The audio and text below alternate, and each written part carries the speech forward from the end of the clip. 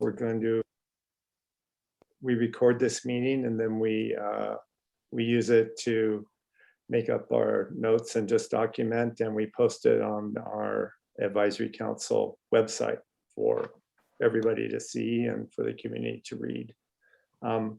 So we have a couple of people, key people, not here today, but I've spoken with both of them and have a report from each of them when we get to that part of the agenda. Let's start out. We have some new folks here today, and I'm just going to go around the screen here, and let me start with Aline Villa, who is the chair of the Oceano Advisory Council. Aline. Well, he already said Aline Villa. Besides that, I'm also a director on the LCSD and lifelong resident of Oceano who loves and cares deeply about her community and beach. Very cool. And OCSD, for those of you that don't know, stands for the Oceano Community Services District that provides water, garbage, sewer service to us, or at least manages that. April Drury. April, I'll go with you next. Good afternoon. My name is April Dury. I'm an Oceano resident. I'm a lifelong native of the South County, 5 cities area, small business owner, self-employed, work out of my home, and very excited, so excited about this for Oceano. So excited. I can't even tell you, I'm so excited. This and the dunes being closed are like the 2 biggest things. I'm so excited. All right. And now Kevin Casperson. Hello, my name is Kevin Casperson. I'm retired from the state. I've been in the area probably, I don't know, probably 8 years now. I retired from Caltrans. I did a thing in Santa Barbara for 20 years. And then I worked over at the district office right there in SLO on Madonna for a few years and then retired. But I've been in the area and kind of know. I was talking to Charles about all the things that you guys are doing. It's just awesome, and I'm really like energized to start doing some outreach and start doing some other stuff. So I got time, and I'm trying to get hours in, become a drug and alcohol counselor and help men that are messed up. So I'm little by little working on that. And then I raised 5 daughters and 2 sons, and they're all grown and gone now.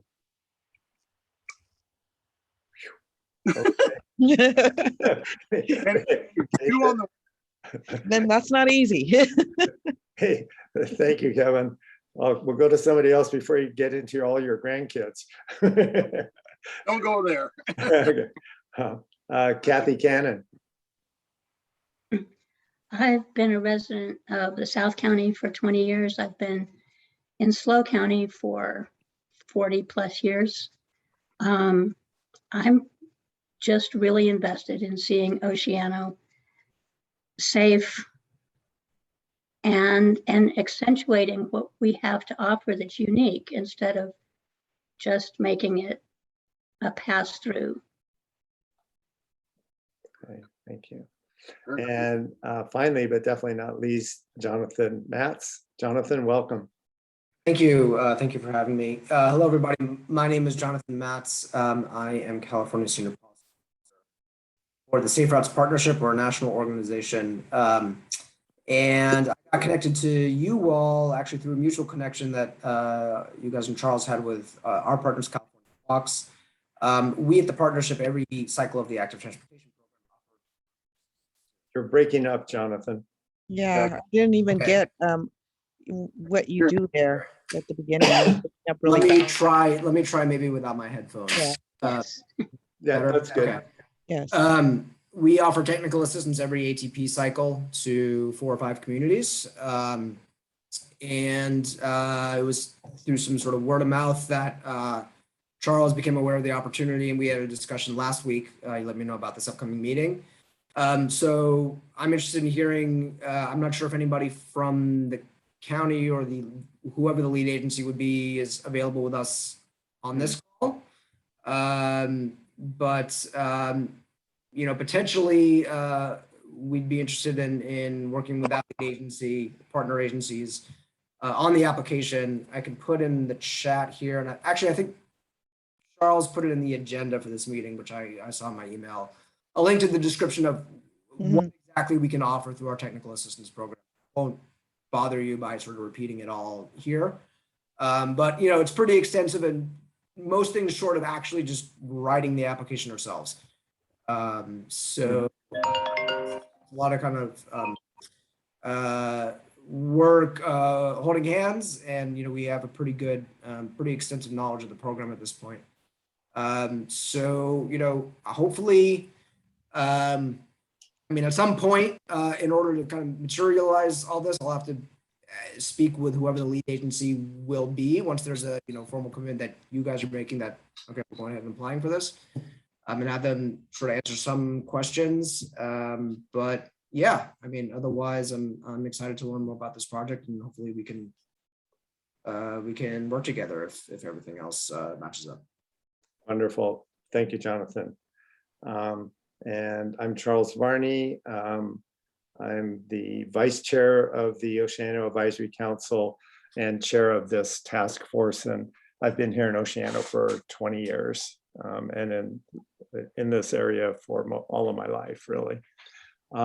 So I'm going to share my screen here and just pull up, here's our agenda for today, and I apologize for not getting this out sooner. I mean, had it completed 2 days ago. I was waiting to talk to a couple of people, talked with them, and then forgot that I had not sent out the agenda. So here we go.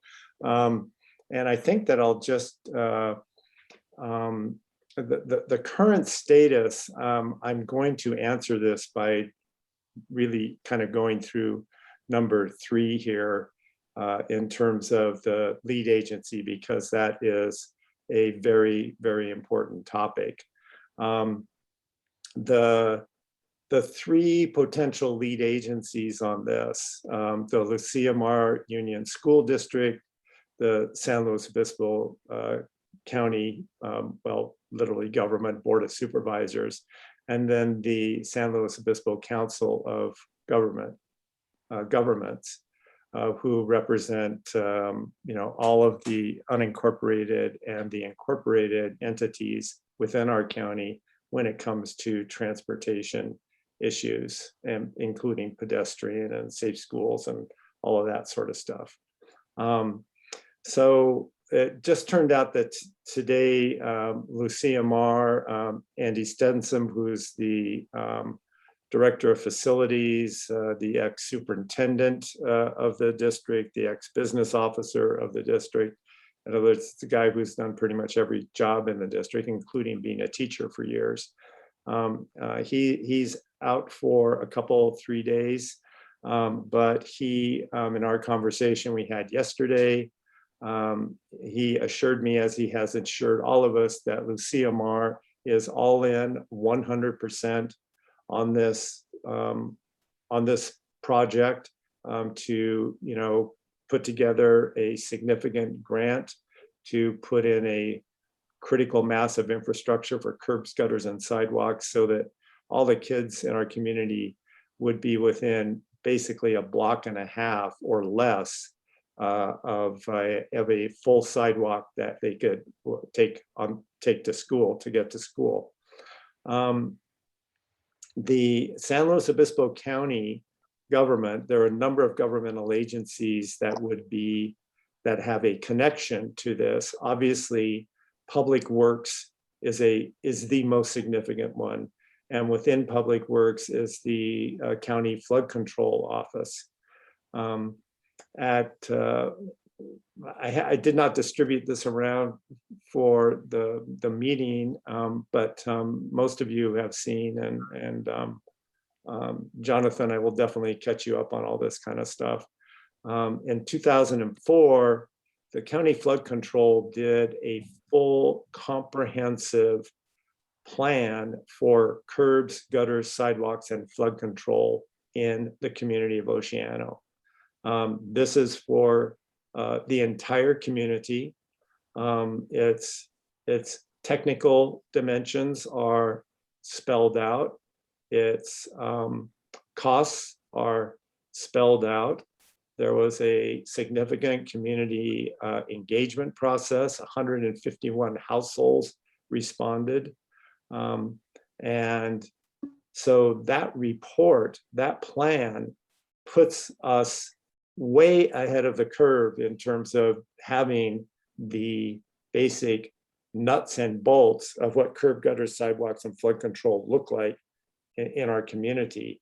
When I talked with John Waddell this morning, or yesterday morning, he said that he thought all we would really need to do for the grant application would be to go in and apply an inflation factor to the data, and a little bit of fine tuning in terms of not just inflation factor, but like what are the costs of concrete compared to all of that. I think that some of those specifics are included under the rubric of inflation factor, and that the county did not have capacity at this point in the process, in this planning, putting the grant proposal together. They did not have bandwidth in terms of staff to participate in that. He said that as soon as it got to the point in the grant where the county, the flood control plan update was needed, and that that they would be providing all of that, they would sign off on the grant, and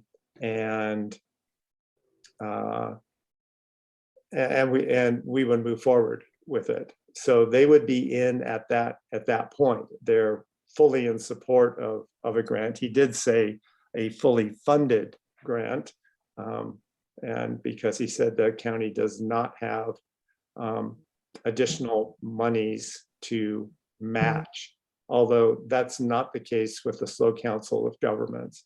But so the county is in. They're not going to be coming to our meetings until we get to the point where they need to be here in terms of the technical and cost input that they will need to provide. The best news is that the San Luis Obispo Council of Governments will be the lead agency on putting together the grant. And Stephen Hamamaikai, Jonathan said that he had worked with you in the past in a project up north, and and he was very positive about that experience of working with you, and was very excited with the possibility of you being providing technical assistance to us. Stephen who? Stephen Hamamaikai. And where did I work with him? He said, I didn't write it down. He said that you and he had worked together in something up in, I think it was in the Bay Area. He used to work up in the Bay Area. Okay, do you remember where? No, I don't. Okay. But the name doesn't ring a bell, but he might have. Yeah, it's a pretty unique name. I mean, okay, kind of classic Hawaiian. It might just be my faltering memory, but yeah, well, okay. So I feel real comfortable and confident now with SLOCOG being the lead agency on this. Obviously, the county has to sign off. Okay, here, let me get Emmy in here. So I just admitted Emmy Sugiyama from the County Planning Department, and I'll need to just kind of quickly recap for her what I just told you. And then in terms of community nonprofits, of course, the Oceano Advisory Council is all in on this. But we initiated the task force.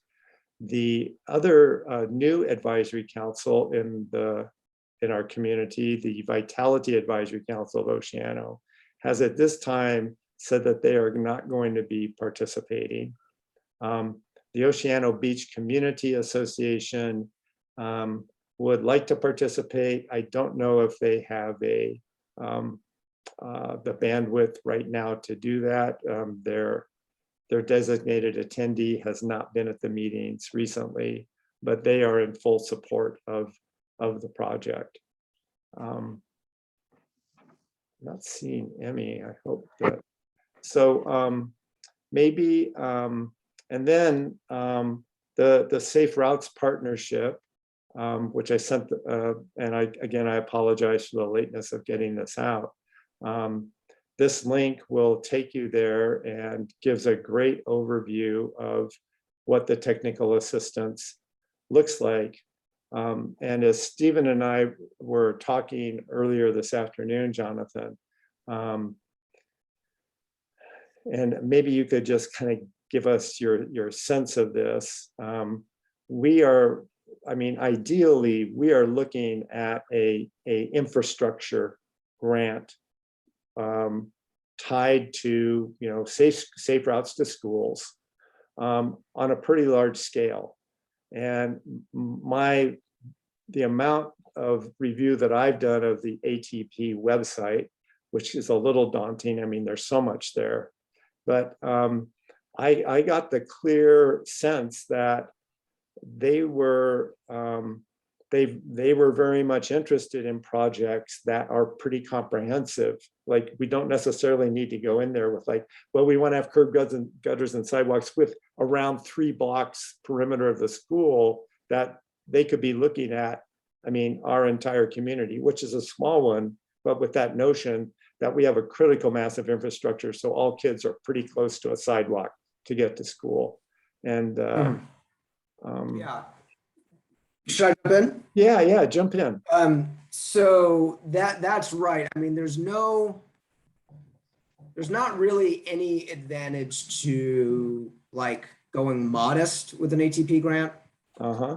It's not, and this is one of the things that I work with, and you know, the people at Slowcock probably understand this, but you know, I'll help them walk through that. Like, there's not, I mean, often, you know, particularly when we're working with first-time applicants, there's kind of a sense like, well, we should not ask for too much because we don't want to seem like we're reaching for the stuff. That's not at all how the scoring works. You know, CTC staff does not grade the applications. It's people who volunteer their time. I've been an evaluator. You know, and it's otherwise other people who, you know, generally work in the active transportation world, either in advocacy or agencies, but who, you know, who basically every couple of years will donate like probably about 40 hours of their time, if not more, to read through a stack of applications and score them. And there's no, the way the scoring works, you get more points for connectivity, for how transformative your project is, things like that, you know, all of which are things that are, if you're pursuing it right, I mean, they're generally going to bump up the cost of your application, but there's no point in the process in which it's like, well, you know, I honestly think $7.5 million is just, let's kind of negotiate with them down. It's like, no, as long as like the numbers check out, and obviously the engineer has to assess that, yes, this is an accurate cost estimate, things like that. That doesn't come in. And in the end, evaluators are going to look at, you know, the need of the community, the safety need, the public health need, all those kinds of things. And does the project as proposed meet those needs as well? You know, and I've seen some applications where it's like, clearly there's a lot of need in this community. What they're proposing to do doesn't actually really seem to address it a whole lot. And so, you know, they've lost points in that aspect. So that's the kind of thing that, you know, we can help obviously work through in the application process as we're going forward. Another thing that I mentioned to you, Charles, and, you know, this is something we'll have to pick up with Slowcock. There is we very, very strongly recommend that infrastructure applications be what's known as a combined infrastructure and non-infrastructure Mhm. thing, and that's it's a joint application. There's occasionally, like actually one of the clients we're working with this time can do both of those things in-house, which is pretty rare. Almost always what it means is, there'll be an agency that's going to get the money to do the physical improvements, and then another agency, and it's usually the County Department of Public Health, Mhm. gets funds to do encouragement programs in conjunction with that. And there's all kinds of reasons why, like the applications that have that kind of partnership across the board they make better projects, and across the board they score much better. Mhm. Strongly recommend, and we'll be here to facilitate that arrangement as well. Yeah, I mean, if we're to go forward, that would be something that we'd really, really like want to make sure that we emphasize in the early phases and get that kind of partnership.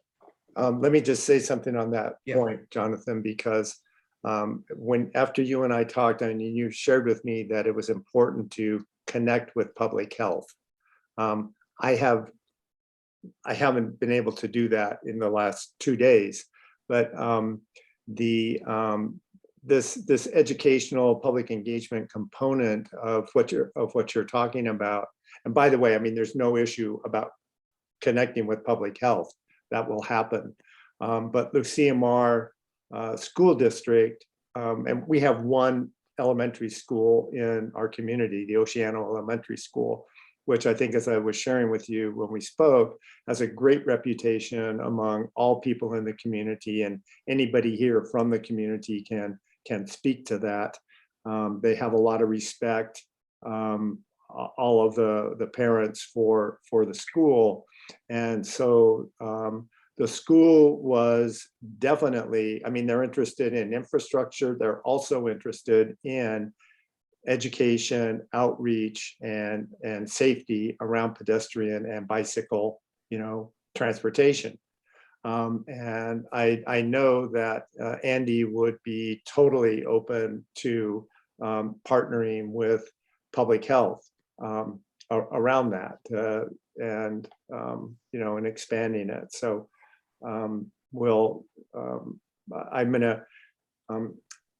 I have a Zoom meeting set up with Andy from Lucia Mar and Stephen from SlowCog for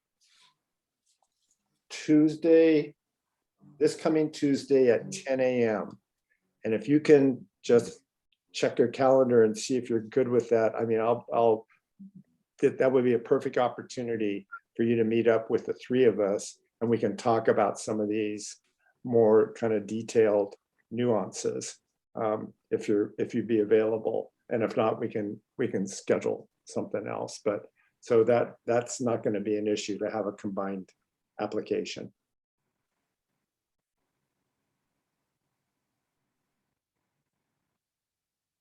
Anything else that you'd like to share? I mean, I think that's the broad strokes. I mean, I guess what I'm interested in is, how can we kind of get the main lead agency applicants together so that we can, really start getting into the nitty-gritty on the potential. Right. Well, that's what Tuesday would be about, because those are the Tuesday. Yeah, Tuesday the 14th at 10 a.m. Do that. You can do that? Are you open for that, Jonathan? Yeah. Good, great, okay. I'll after the meeting, I'll forward you the link. Great. I wondered if does anybody have any questions or comments that they'd like to address to Jonathan? I don't have any questions, but I really like the explanation how you said that we don't have to, go small or think that we're spending too much, that sometimes you score less if you do that. I'm glad you said that, because then I think we need to attack every single street that is flooded, because that is a health and safety issue. Mhm. We are puddle city, USA. When it rains, Mhm. it's hard. And the kids, of course, they'll go on the street instead of the on the dirt path because they don't want to get all dirty in the puddle, all wet and dirty. Well, anybody else? Okay. Well, then, thank you very much, Jonathan, for sharing that. And I'll just use that as a segue, your comment, Aline, to the fourth thing on our agenda, which is talking about developing a master grant. And what, so we really have these two projects that we're, well, really, I guess it's three, but so curb gutters and sidewalks for safe routes to schools. And I think everybody's aware that, I mean, in a town that doesn't have curb gutters and sidewalks and doesn't have a very good flood, drainage system, that when you're talking about putting in curbs, gutters, and sidewalks, it's logical to also think about the drainage system. So the ATP grants are not for flood control and putting in drainage systems. So that's going to be a whole different piece of the work that, we do. In terms of going big, I mean, I think that's how we part of how we go big, but going big on curbs, gutters, and sidewalks could be that we're looking at, and remember the 2004 flood control plan for including the curb, gutters, and sidewalks for Oceano is about the entire community. And so that could be the basis to just go all in on that and then see what we get. But I think an advantage of that is that then we do have a full ask that we have put together. And even if we don't get it all, we have prioritized what is the most important part of the critical mass of the infrastructure. And if that's all we can get funded for, then that's what we do. And then we can get more funds down the road to fill in the parts that aren't done. And obviously that'll take some engineering expertise in terms of what is most essential here and all of that, which again, the county has committed that they will be doing that work as part of the grant process. One thing that I'm not sure about, and Andy, Jonathan, for the ATP will be, they don't have their 2021 cycle started yet, do they? No, okay. No, and frame I on mean, that? so the workshops there's a whole process, but there are a lot of public workshops in which the guidelines get discussed. Any changes to scoring or the guidelines or the application themselves get worked over.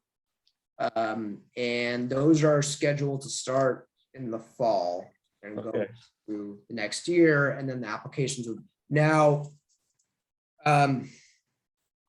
Fall of next year? I'm sorry, what's that? Did you say fall of next year? No, fall of this year. Okay. Will start, and they're scheduled to go into beginning of next year. And then, applications come out early summer. There has been a huge, a very bizarre thing. I mean, I won't trouble you with the detail, and honestly, I don't even quite understand how we managed to get this, but there was supposed to be a $500 million augmentation to the ATP from the huge surplus that you may or may not have heard. I mean, long story short, it was just kind of essentially killed out of a sort of quixotic opposition to the high. Long story short, it was it and a lot of other proposals from the kind of historic surplus that we had were held hostage by some legislators who had an axe to grind against the high-speed rail project. And so basically a deadline was passed, a deal wasn't reached. And so all of those proposals, which included an augmentation to the last cycle of the ATP, all of that money is just going to get put back into the general fund and not go to these things. Why should that bother? I mean, it's still theoretically not off the table that this augmentation could happen, but the Transportation Commission is now in a little bit of a bind about, well, they can't really be like running a process to work on cycle 6 while there's still potentially this thing that an augmentation for cycle 5 could also happen. Like you can't, and also applicants that applied it unsuccessfully in cycle 5 and want to maybe have another go at it in cycle 6, like they need to know, well, are we going to benefit from this augmentation or are we not? Like, do we need to start planning to apply again in cycle 6, or is this thing? So it's a huge mess.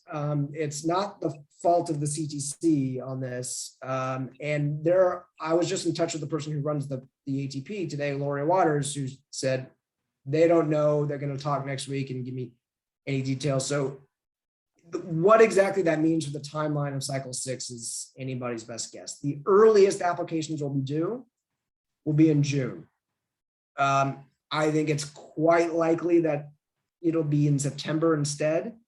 If it could go even past September, I'm not even sure if they're allowed to go past next September. I'm pretty sure they're not. But again, it's like, who knows? And I mean, I'm literally like writing right now a pretty angry statement about the legislators who allowed this whole thing to happen and screwed over a lot of communities who thought they had money coming to them, and we're going forward to seeing these very, very good projects get funded. So it honestly is like a huge wrench in the works. And I mean, I don't have any more information than that. Yeah, okay. What's your sense of what California will get out of the infrastructure, the federal infrastructure bill? I know that they've allocated, at least on paper, $5 billion for safe routes to schools. Yeah, I mean, again, that's, and I'm not following the federal stuff that closely. My understanding is that some of that money will be for future cycles. There does seem to be some money that the states will be allowed to use for projects that have already been applied for. It's not as much as was planned to be in this augmentation, I can tell you that much. Okay. And it's whatever federal help does come in, it's like, it's not a substitute for what the state can and should be putting in. With those funds, they would, I mean, if they're coming in designated for safe routes, then they'll go in the ATP. Yeah, so there's a federal Safe Routes to School program, which sends money out to states. California is the only state, or at least it was, I assume still is, the only state that it basically takes a whole bunch of different pots of money, the federal Safe Route Aid, the federal Transportation Alternatives Program, various like the bicycle and pedestrian accounts. It basically takes all of those different things and it lumps it into the ATP. So there's some federal money in there. There's some other sources. The federal piece has always been I think it's at most 20% of any given ATP cycle. This might boost it up a little bit. It's not nothing, but it's like, it's not a solution to the basic funding challenge that the ATP has, which is that there's nowhere near enough money in there to actually meet the need that there is in the state. Okay, all right. Wow. Any comments or questions from anybody? Okay, go back to our agenda. Thank you. So basically this number 4 then is about, getting specific on what grant will be, recommend to go for. And this can be definitely a topic for the meeting with the lead agencies. And sounds like we're not sure exactly what they may be offering up right now, but looking at what is currently there may give us a good idea. Numbers 5 and 6, basically pretty much reviewed those. And actually the list that I sent out, let me see if I can manipulate this to see better. Guess that's not going to help. Let me see. Okay, here I go.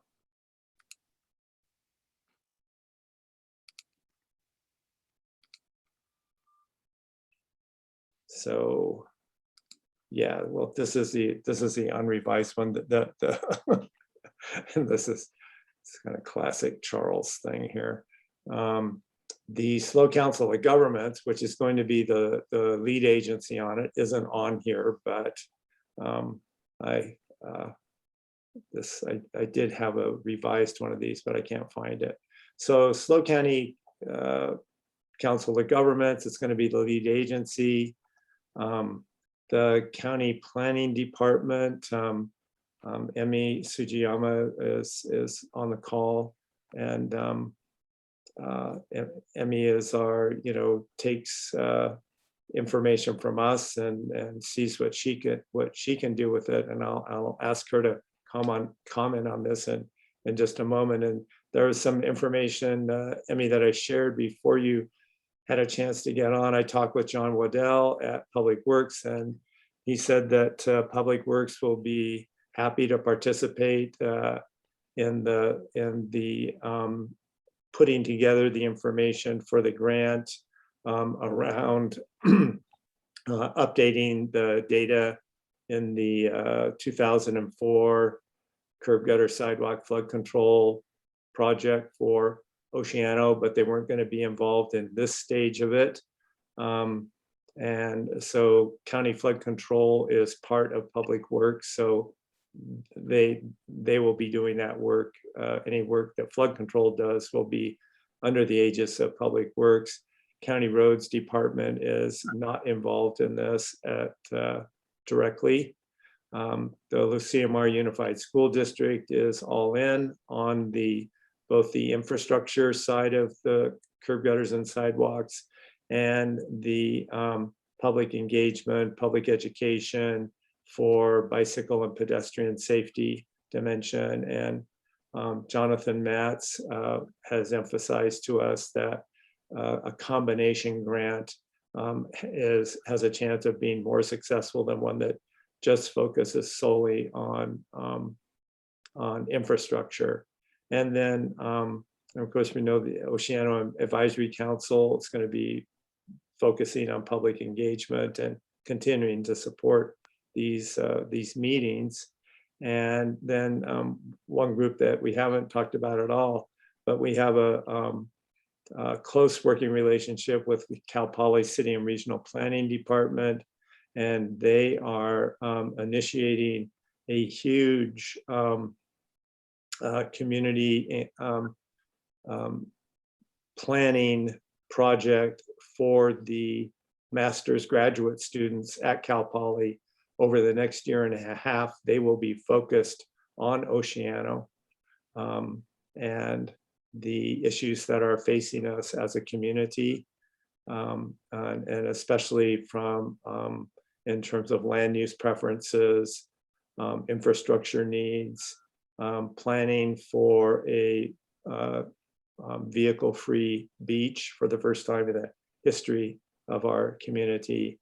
And as part of that, there'll be a comprehensive community engagement and needs assessment survey that will be done with a very special emphasis on engaging the Latino community in Oceano, and with everything being bilingual or monolingual as necessary.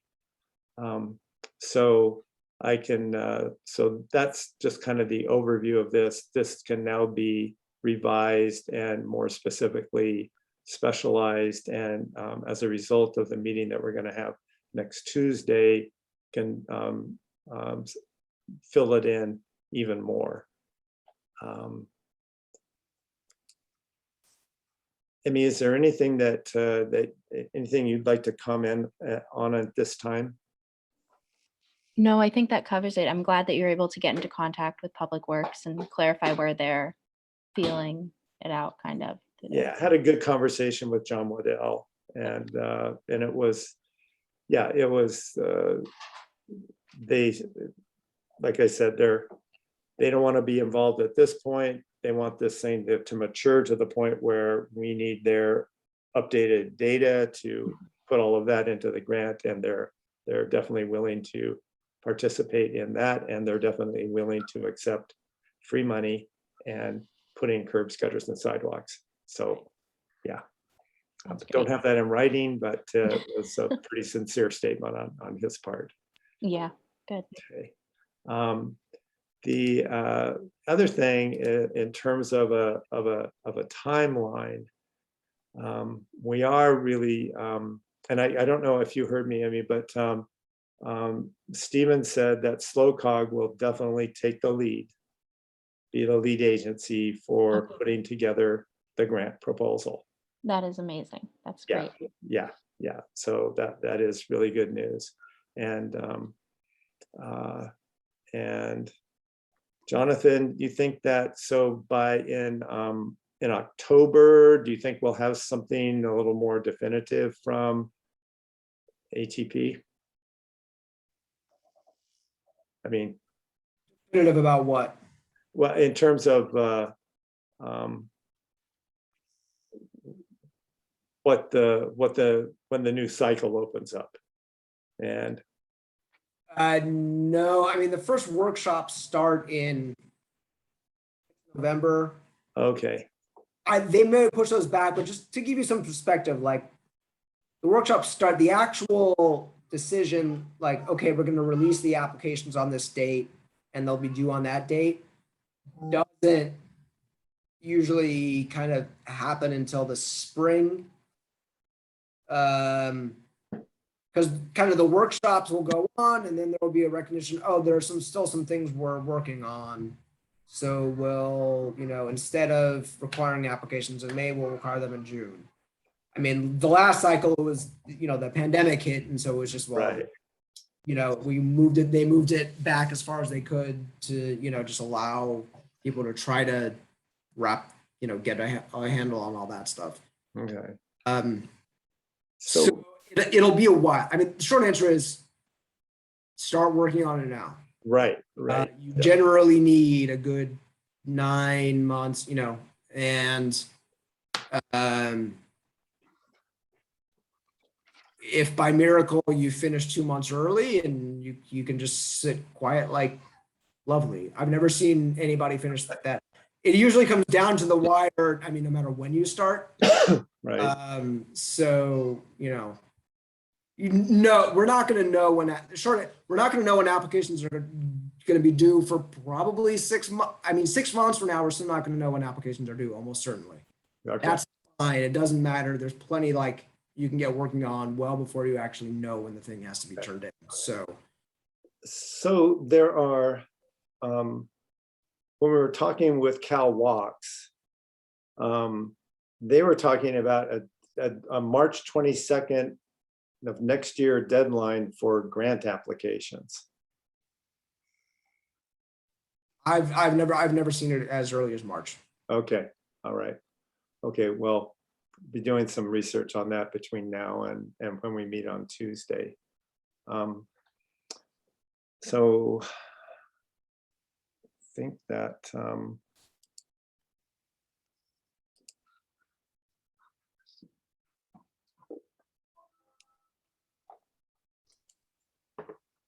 And so I think that basically that is about as far as we can go with this today. The with regards to task force leadership, with SlowCog taking the lead, we'll have to, have a lot more talk with Stephen and coordination around that, just in terms of sort of the meeting logistics and who's, initiating that. I mean, OAC is willing to do anything we can. I mean, at our capacity and our knowledge and our authority is, well, our authority is not much except advisory. And as we move into more specifics of this, we will definitely be in a strong role of helping to engage and provide community input, but the actual nuts and bolts of putting the grant together will be much more in the wheelhouse of SlowCog and coordinating with the county when necessary, and with the Safe Routes partnership and Jonathan, if we can get that to work out, which I think I mean all of us would very much like to develop that relationship with you and with your agency, Jonathan. Yeah. I mean, it's just ultimately it's something that the agreement is going to have to be made with the actual lead agency themselves, because they're going to be the that's ultimately who. And we have a little our technical assistance is free. It's paid for through the grant that funds my position, so it's essentially my staff time. But ultimately it is an agreement that we make with whoever the lead agency is going to be on the project. So right. I hope so too. I mean, I'll have some questions for them about their own capacity and things like that. And so if Tuesdays when I get the chance to speak to them, then hopefully we can start to get some clarity then. Yeah, definitely. And in the meantime, Charlie, if you could forward on to them that thing, and there's a Google form in which we like to, if they have time to fill it out before we speak on Tuesday, that would actually be extremely helpful to me. Oh, okay. All right. I'll do that. Thank right you. after the meeting, Jonathan. Okay, thank you. And okay, yeah. April, I see your hand up. Hi there. I can't figure out how to raise my hand on the screen, so do it old school. A quick question on item 6 of the agenda. It says refer to draft calendar. Where is that, or how could I see that? Because I'm not finding it. It's an attachment, and I just had it up on the screen. I saw the list of agencies. I saw that, but I didn't see an actual calendar. Okay, well, let me just quickly put it up here again. Okay, there it is. Oh, okay. So it's not a calendar like on the 24th or the September 30th. It's not like that. It's just a list of issues by kind of a benchmark date. Right. Well, I mean, hopefully it will evolve into that. Okay.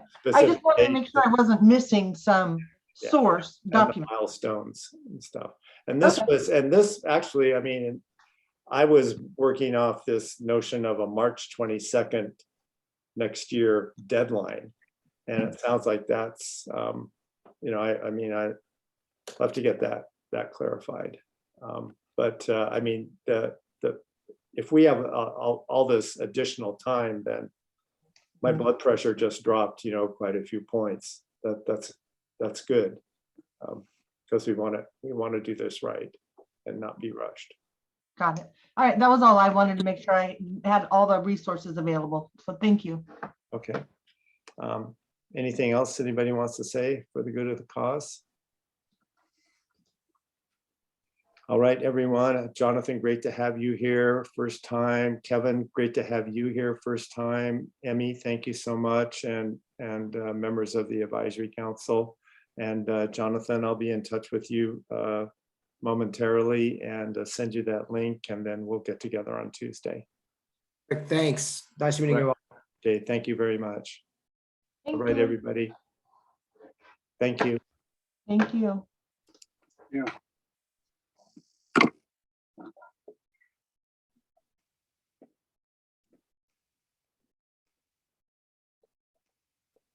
Just you and I, Kevin. Hey, could you, is there any way I could get like copies of that? Would it be tough to just email me those so I can have copies of what you posted on there? I was trying to do a screenshot, but I didn't want to lose the connection. If you could just, You mean those little calendar things or? the calendar, the thing that you put up on the agenda, you know, I just kind of want to look it over and if that's okay. Yeah, sure. Of course. And then I can just make a notebook and then I can kind of like, you know, so Yeah. I'm totally in the dark about it all. And then I can start like doing my own investigations on looking things up and agencies and Right. How- And that link that's in the agenda to the safe routes partnerships, that's a good one to go look at because that's what Jonathan's all about. And that now, gives, is he a state agency? no, he's a nonprofit, non-governmental, an NGO nonprofit. So how many people will be involved in the application?